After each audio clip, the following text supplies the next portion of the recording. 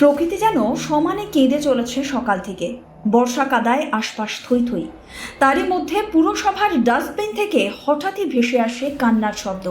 স্থানীয়রা দেখেন প্রচণ্ড বৃষ্টি আর ময়লা আবর্জনার মধ্যেই গুটলি পাকিয়ে পড়ে রয়েছে এক সদ্যজাত শিশু। বালি পঞ্চাননতলা এলাকার ঘটনা। বুধবার সকালে ঘটনাকে ঘিরে চাঞ্চল্য ছড়িয়েছে এলাকায়। বালি নিবেদিতা সেতুর নিচ থেকে উদ্ধার হয়েছে এক ফুটফুটে সদ্যজাত। স্থানীয় সূত্রে জানা গেছে সদ্যজাতকে তুলে নিয়ে যাওয়া হচ্ছে একটা বেসরকারি নার্সিংহোমে। সেখানে শিশুটির চিকিৎসা চলছে।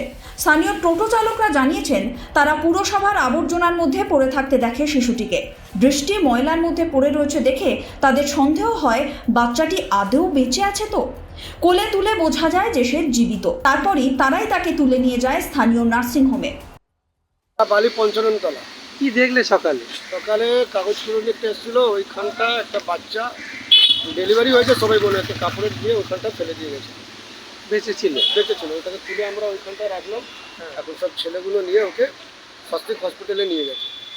কেউ ফেলে গেছে? কেউ ফেলে গেছে।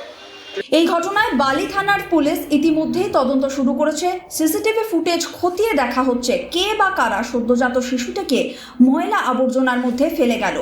Bureau report, sky news Bangla.